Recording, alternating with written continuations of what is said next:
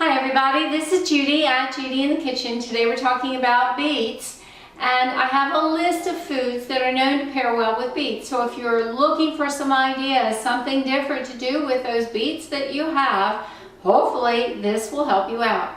In the protein category, including legumes, nuts, and seeds, we have beans in general, beef, black-eyed peas, chickpeas, duck, edamame, which we know is soybeans, eggs, especially hard-boiled eggs, fish, lentils, nuts, especially hazelnuts, macadamia, pecans, pine nuts, pistachios, and walnuts, poppy seeds, pork, pumpkin seeds, sunflower seeds, and tofu.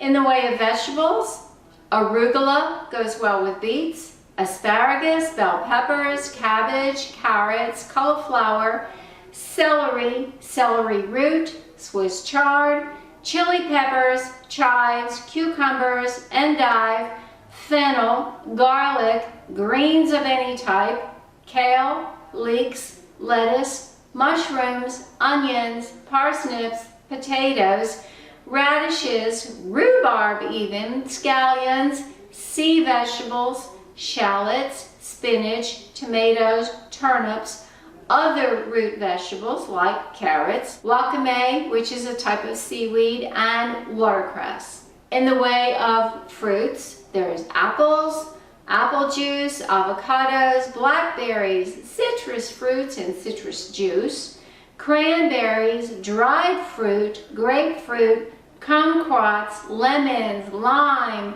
mangoes, olives, oranges, pears, pomegranates, raisins, and even watermelon. That's an interesting twist to me.